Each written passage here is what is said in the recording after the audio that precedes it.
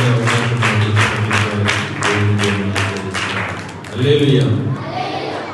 మొదటి ప్రాధాన్యత మన జీవితంలో మొదటి ప్రాధాన్యత చాలా మంది ఎవరికి ఇస్తారు అంటే బట్టలకి ఇస్తారు. ఎవరికి ఇస్తారు? ఎవరికి ఇస్తారు? ఎవరికి ఇస్తారు? బట్టలకు, చాక్లెట్లకు, కేకులకు, ఫ్రెండ్స్కు ఇస్తారు. అవునా? కానీ ఇక్కడ మొట్టమొదటి ప్రాధాన్యత దేవునికి ఇవ్వాలా. ఫస్ట్ ప్రయారిటీ ఎవరికి ఇవ్వాలా?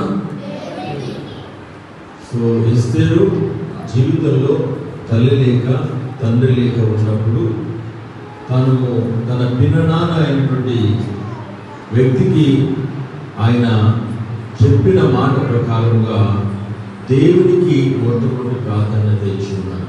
ఈనాటి రోజుల్లో చాలా మంది కూడా పెద్దలైనటువంటి వారు మొదటి ప్రాధాన్యత మాకు ఇవ్వమని కోరుతూ ఉంటారు.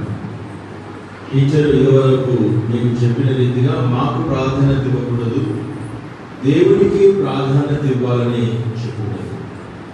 ఎప్పుడైతే మొదటి ప్రాధాన్యత ప్రథమ స్థానము దేవునికి ఇస్తావో అప్పుడు నీ జీవితంలో